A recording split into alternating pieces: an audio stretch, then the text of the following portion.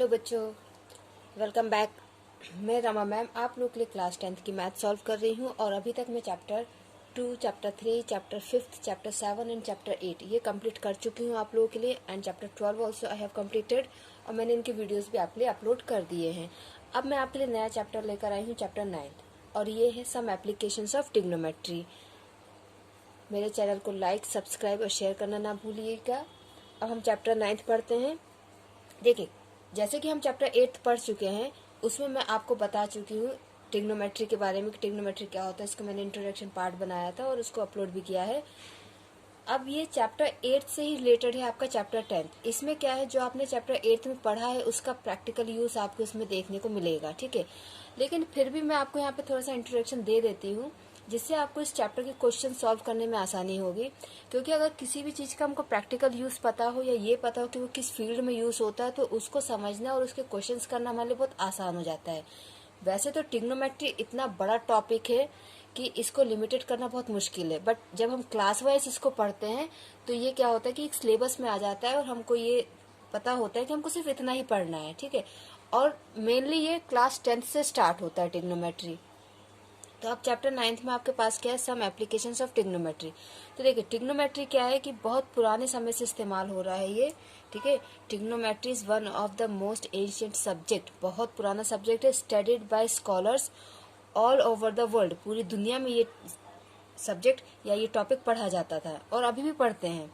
Trigonometry was invented because it needs arrows in astronomy. Astronomy में इसकी जरूरत, ठीक है, एस्ट्रोनॉमी में इसकी जरूरत पड़ी थी, तो तब ट्रिग्नोमेट्री को डिस्कवर किया गया, उसका इन्वेंशन हुआ उसके बाद। लेकिन ट्रिग्नोमेट्री बहुत सी जगहों पे यूज होने लगी है और आज भी यूज होती है। जैसे कि मैंने यहाँ पे आपके लिए फ्यू एग्जांपल्स लिए हैं, जिसमें से अगर एक या दो एग्जांपल्स भी अपने आसपास देखे होंगे आपने या आपने कभी यूज किए होंगे, तो आपको ये टॉपिक या ये सब्जेक्ट बहुत ईजिली समझ में आ जाएगा। जैसे फर्स्ट है, it is used in oceanography in calculating the height of tides in oceans. ठीक है, ओशंस आपको पता है ना, ठीक है। उसमें क्या होती है, बहुत लंबी लंबी, बहुत ऊंची ऊंची लहरें आती हैं, वेव्स, ठीक है, लहरें आती हैं। तो उन लहरों की ऊंचाई नापने के लिए ट्रिग्नोमेट्री का यूज किया जाता है। क्योंकि ट्रिग्नोमेट्री में आपने चैप्टर 8 में पढ़ा है रेशियोज, जिसमें क्या मीन्स परपेंडिकुलर, बेस और हाइपोटेनस, इन तीनों का हम साइड्स का रेशियो लेते हैं with respect to angle, okay.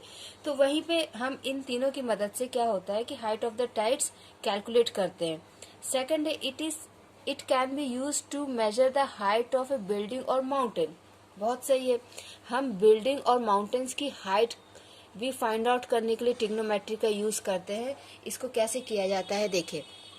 जैसे मान लीजिए कोई बिल्डिंग है ये, ठीक है, तो इस बिल्डिंग की हाइट अगर आपको निकालना है, ठीक, तो हम क्या करेंगे कि हम ये देखेंगे कि इस बिल्डिंग के साथ जो ग्राउंड है उसका क्या एंगल बन रहा है, ठीक है, उसका क्या एंगल बन रहा है और उस बिल्डिंग की ग्राउंड से कितनी दूरी है। अगर हमको ये दूरी पता है, जैसे मान लीजिए x किलोमीटर, मीटर या सेंटीमीटर, किसी में भी चीज में है ये, तो हम विथ रिस्पेक्ट टू थीटा और x हम इसकी हाइट आसानी से निकाल सकते हैं, ठीक है। और सिर्फ बिल्डिंग की क्यों, हम माउंटेन की भी निकाल सकते हैं। तो इस तरीके से ट्रिग्नोमेट्री का यूज बिल्डिंग की हाइट और माउंटेन्स की हाइट निकालने के लिए यूज होता है। ट्रिग्नोमेट्री इन वीडियो गेम्स, देखिए वीडियो गेम्स तो सब खेलते हैं और नए नए गेम्स आ रहे हैं। आप मोबाइल्स में, कंप्यूटर में, लैपटॉप में खेलते हैं। हालांकि गेम खेलना अच्छी बात नहीं होती है एक्सेस में, ठीक है, लेकिन उसमें भी क्या होता है कि आपका जो उसमें है किरदार जो है, उसमें अगर हम मारियो की बात करें तो उसमें जो किरदार है तो वो कितनी हाइट पे जंप कर रहा है, ठीक है, किस एंगल से टर्न हो रहा है। जब वो जंप करता है तो एक स्ट्रेट जंप करता है और नीचे आ जाता है। अदरवाइज जब वो किसी चीज को क्रॉस करता है तो ऐसा नहीं होता कि वो उसने जंप किया फिर वो सीधा गया और फिर नीचे आ गया। वो आपको एक कर्व शेप में जाते हुए दिखता है कि वो यहाँ से गया, थोड़ा सा इंक्लाइंड हुआ, फिर थोड़ा सा इंक्लाइंड हुआ और फिर नीचे जाके वो लैंड हुआ, ठीक है। तो इस तरीके से वो आपको दिखता है। तो ये उसका कि वो कितने हाइट पे जाके कितना इंक्लाइंड होगा और फिर उस कितनी दूर जाके फिर और कितना उसको झुकाना है हमको, ये सारा का सारा ट्रिग्नोमेट्री के बेसिस पे काम होता है। और क्योंकि कंप्यूटर इंडस्ट्री या गेमिंग इंडस्ट्री जो है सारी की सारी आईटी और कंप्यूटर से रिलेटेड है, और अगर आप कंप्यूटर और आईटी की बात करते हैं तो उसमें ट्रिग्नोमेट्री बराबर से आती है। क्लियर। ट्रिग्नोमेट्री इन कंस्ट्रक्शन, ये बहुत इजी एग्जाम्पल है, बहुत ज़्यादा इजी एग्जाम्पल है, इसको आप आसानी से देख सकते हैं। ट्रिग्नोमेट्री आप 7th 8th से एरिया और पेरीमीटर निकालने का आपके लिए सिलेबस में आ जाता है, लेकिन वहाँ पे आपके पास सिंपल फॉर्मूले होते हैं।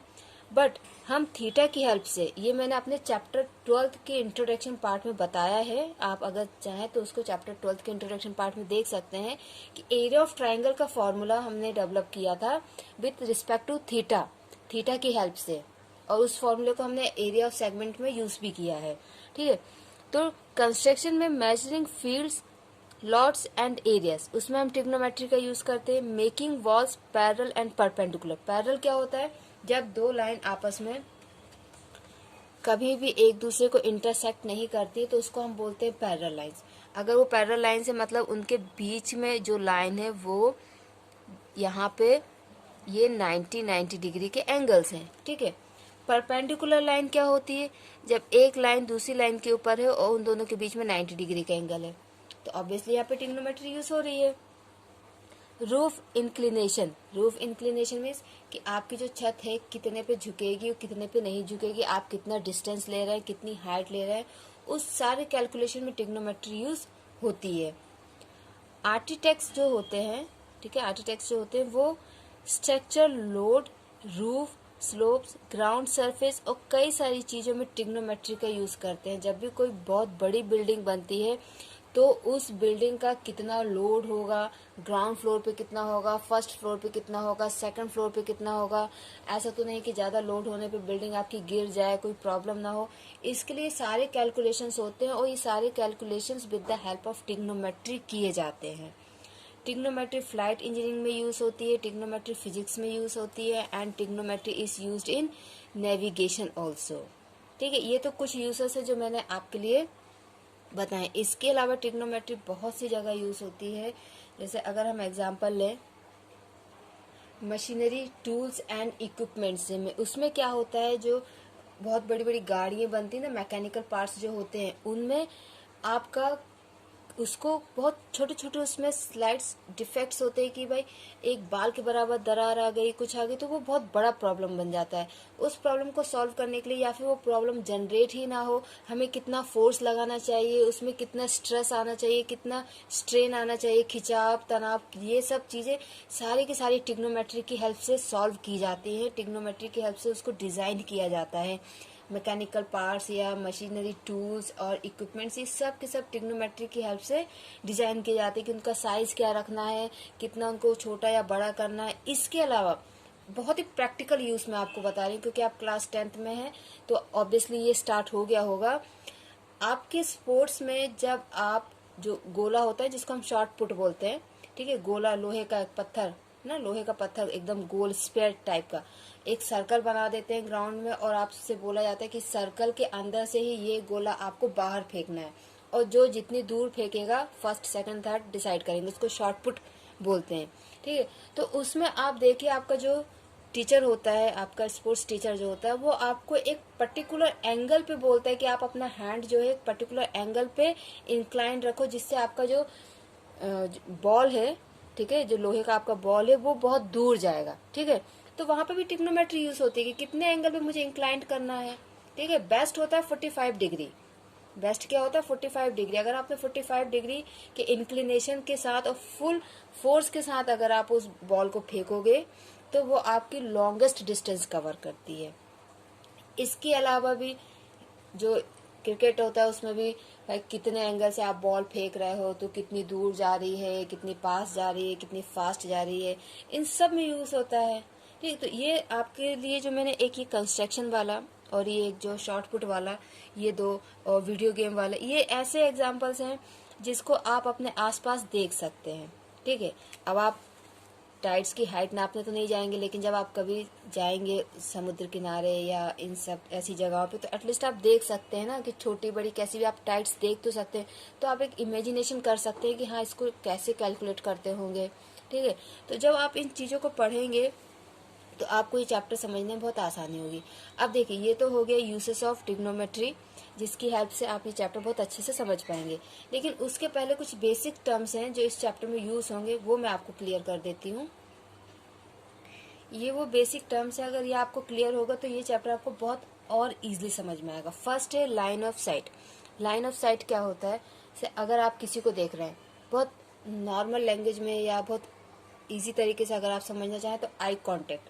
आई कांटेक्ट में क्या होता है, आप सामने वाले को देख रहे हो, सामने वाला आपको देख रहा है, ठीक है, that is line of site. But इस केस में क्या होगा कि आप किसी पर्सन को नहीं, मे बी पर्सन भी हो सकता है, लेकिन मेनली ऑब्जेक्ट होते हैं यहाँ पे, मेनली क्या होते हैं ऑब्जेक्ट। और आई कांटेक्ट में क्या होता है, आप सामने सामने रहते हो, ठीक है, तो वहाँ पे आपका हॉरिजॉन्टल लाइन बनता है। बट इसमें क्या होता है, मेनली केसेस यही होते हैं, आप यहाँ पे खड़े हैं, ठीक है, आप यहाँ पे खड़े हैं और ओके, सो यहाँ पे आप जैसे कोई खड़ा है यहाँ पे, ठीक है, यहाँ पे कोई खड़ा है, स्टूडेंट है, पर्सन है, कोई भी यहाँ पे खड़ा है, और एक यहाँ पे टावर है, टावर, मीनार, कोई बिल्डिंग, ठीक है, कुछ भी है ऐसा, ठीक। तो ये एक टावर है। अब इस टावर के टॉप पर, इस टावर के टॉप पर ये स्टूडेंट देख रहा है, ठीक है, इस टावर के टॉप पे ये स्टूडेंट देख रहा है। तो क्या होगा, ये स्टूडेंट यहाँ से देख रहा है, ठीक है, फ्रॉम आइस ये देखेगा, तो ये इस टावर को डायरेक्ट देख रहा है, ठीक है, किसी चीज के थ्रू नहीं देख रहा है कि यहाँ पे कोई मिरर लगा हो फिर उसकी यहाँ पे उसने शैडो दे, ऐसा कुछ नहीं है, डायरेक्ट उसको देख रहा है, ठीक है। तो डायरेक्ट किसी को देख रहा है, बीच में कोई आपके ऑब्स्टिकल नहीं है, तो इसको हम बोलते हैं लाइन ऑफ साइट। इसको हम क्या बोलते हैं, लाइन ऑफ साइट। और आप लोगों को ये थोड़ा जान के हैरानी होगी कि जो हम मोबाइल नेटवर्क्स या टीवी नेटवर्क्स जो होते हैं ना, ये लाइन ऑफ साइट पे ही काम करते हैं, ठीक है।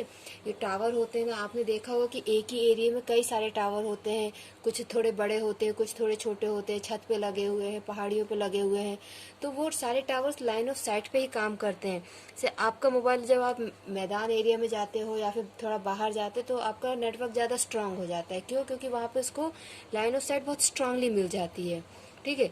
देखिए होता क्या है, सिग्नल्स या तो स्ट्रेट और या तो वेव्स के फॉर्म में चलते हैं, ठीक है।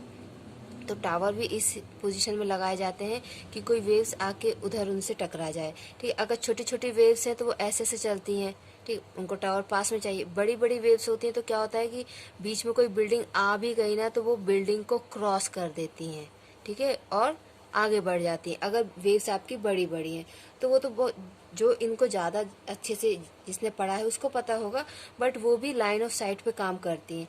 तो ये लाइन ऑफ साइट आपको पता चल गया, जब हम किसी चीज़ को ऐसे डायरेक्ट देखते हैं that is the line of site.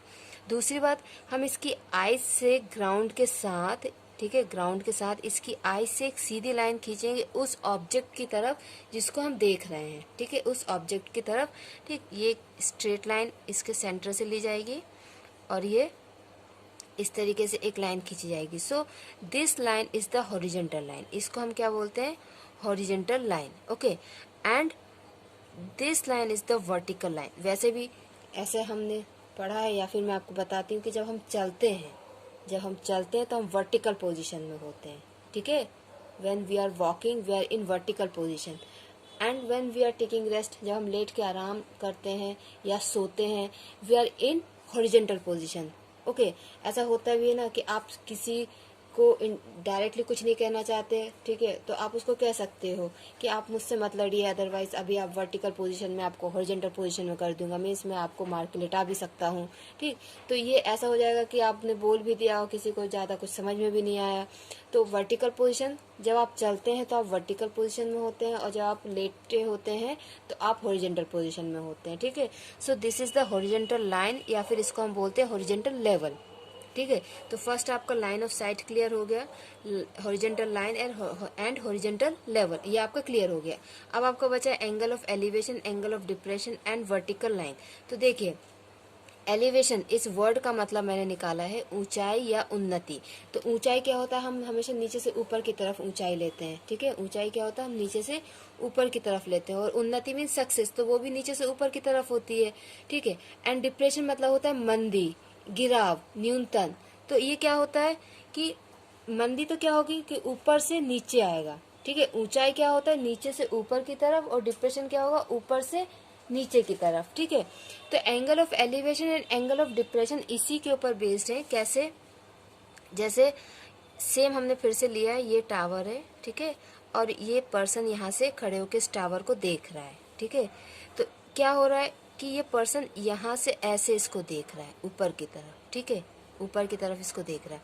फिर ग्राउंड लेवल के साथ जो हमने हॉरिजॉन्टल लाइन बनाई है या हॉरिजॉन्टल लेवल हमने जो बनाया है, ठीक है, ग्राउंड लेवल के साथ, ठीक है, ये इसकी आइज के कॉन्टेक्ट। तो ये नीचे से ऊपर की तरफ जब देख रहा है तो ग्राउंड लेवल के साथ ये जो एंगल बनेगा, this angle is known as angle of elevation. इस एंगल को हम क्या बोलेंगे? Angle of elevation. क्लियर। दूसरा, अगर आप एक बिल्डिंग पे हैं, ठीक है, और आप अपनी बिल्डिंग के टेरेस से या अपने विंडो से नीचे कोई खड़ा हुआ है उसको देख रहे हैं, ठीक है। अब यहाँ नीचे कोई खड़ा है या कोई चीज खड़ी से कार है, बाइसिकल है, कुछ भी खड़ा हुआ है या कोई शॉप है, आप उसको देख रहे हैं, ठीक है। आप यहाँ हैं अपने बिल्डिंग के टॉप पर या अपने बिल्डिंग के विंडो पर, अपने रूम के विंडो पे, और नीचे से कुछ जा रहा है तो आप उसको देख रहे हैं, नीचे कुछ खड़ा है उसको आप देख रहे हैं, ठीक है। तो आपकी आइज के कांटेक्ट, आइज के लेवल के हिसाब से एक लाइन खींची जाएगी, आपके आइज के लेवल के हिसाब से लाइन खींची जाएगी। अब इस केस में ये हॉरिजॉन्टल लेवल हो गया और वो यहाँ से इस चीज को ऐसे देख रहा है, वो यहाँ से इस चीज को ऐसे देख रहा है, नीचे की तरफ देख रहा है, ठीक है। तो इस केस में ये जो एंगल होगा इसको हम बोलेंगे एंगल ऑफ डिप्रेशन। इसको हम क्या बोलेंगे? Angle of depression. जब हम ऊपर से नीचे की तरफ देखते हैं तो वो एंगल ऑफ डिप्रेशन होता है, और जब नीचे से ऊपर की तरफ देखते हैं तो वो एंगल ऑफ एलिवेशन होता है। क्लियर? ओके, तो यहाँ पे मैंने दो फिगर बनाए हैं, दो ट्राइंगल बनाए हैं, और क्योंकि ट्रिग्नोमेट्री राइट एंगल ट्राइंगल पे यूज होती है तो ये राइट एंगल ट्राइंगल बनाए। 90% राइट एंगल ट्राइंगल पे यूज होती है, बाकी 10% और ट्राइंगल्स पे यूज होती है। उनको हम, अगर आपको दूसरे ट्राइंगल दिए तो हम उनको 90 डिग्री का पहले बनाते हैं, राइट एंगल ट्राइंगल बनाते हैं, उसके बाद उसको यूज करते हैं, ठीक है।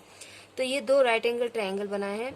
यहाँ से आप किसी ऊपर की चीज को देख रहे हैं, ऊपर की तरफ, तो इन दोनों बीच हॉरिजॉन्टल लाइन, ग्राउंड लेवल पे जो हॉरिजॉन्टल लाइन है उसके, और ये जो इंक्लाइंड लाइन है, जो आपका लाइन ऑफ साइट की हेल्प से जो लाइन बनी है, that is angle of elevation. और अगर आप ऊपर हैं और ऊपर से आप कोई चीज नीचे की तरफ देख रहे हैं, ऊपर से आप कोई चीज नीचे की तरफ देख रहे हैं, तो आपकी आइज से एक हॉरिजॉन्टल लाइन ऐसी खींची जाएगी, ठीक है, हॉरिजॉन्टल लाइन, हॉरिजॉन्टल लेवल, और इस इंक्लाइंड लाइन और ये हॉरिजॉन्टल लाइन के बीच में जो एंगल बनेगा that is your angle of depression. ये आपको क्लियर हो गया, ठीक है। ये वर्टिकल लाइन है, ये हाइट ऑफ द बिल्डिंग हो सकती है, हाइट ऑफ द माउंटेन हो सकता है, कुछ भी हो सकता है, ठीक है। ये वर्टिकल लाइन, और ये हॉरिजॉन्टल लाइन, इसको हॉरिजॉन्टल लेवल और हॉरिजॉन्टल लाइन भी कहेंगे हम, ठीक है। और ये तो 90 डिग्री आपका फिक्स होता है, ठीक। और ये जो थीटा, ये एंगल का नाम दिया है, ये आपका 30 डिग्री, 45 डिग्री, 60 डिग्री कुछ भी हो सकता है, ठीक है। अब एक बहुत इंपॉर्टेंट बात मैं जो आपको बताने जा रही हूँ कि इस चैप्टर में कभी कभी ऐसा होता है कि कुछ क्वेश्चंस में फिगर, देखिए पहली बात तो ये कि इस चैप्टर में ना मैक्सिमम क्वेश्चंस में फिगर दिए ही नहीं होते हैं, ठीक है। बहुत फ्यू क्वेश्चंस में आपको फिगर दिया जाता है, डायग्राम दिया जाता है, मैक्सिमम में आपको बनाना ही पड़ता है, ठीक है। तो कभी कभी ऐसा होता है कि कुछ क्वेश्चंस में एक ही डायग्राम में दो ट्राइंगल आ जाते हैं, ठीक है। तो बच्चे क्या करते हैं कि वो जब उनको डायग्राम दिया जाता है तो इसको वो 30 बना देते हैं और इसको वो 60 बना देते हैं। मे बी वो उनको समझ में नहीं आता है क्वेश्चन, या फिर प्रैक्टिस कम की होती है इसलिए।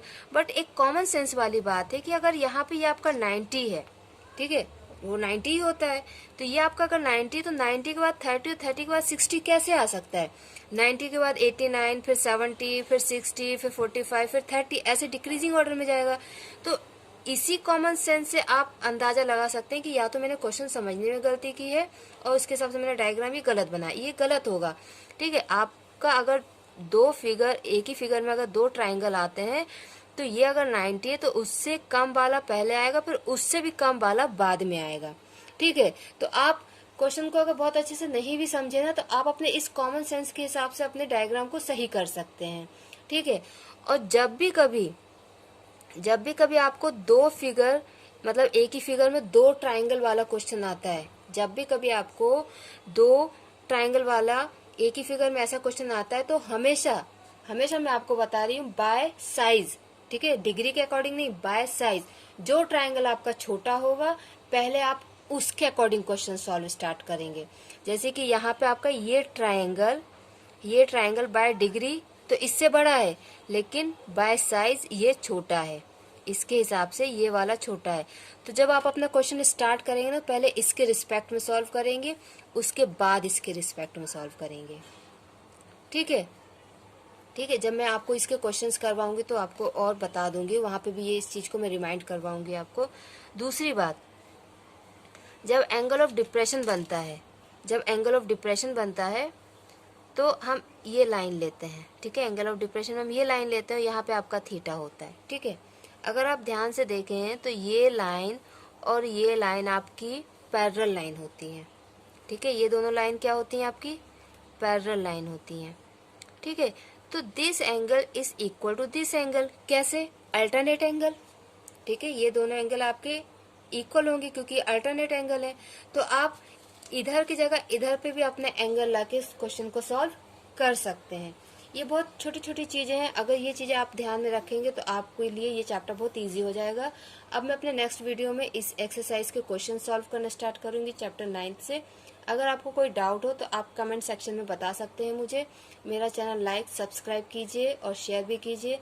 थैंक यू बच्चों, अपना ख्याल रखिए। Bye bye.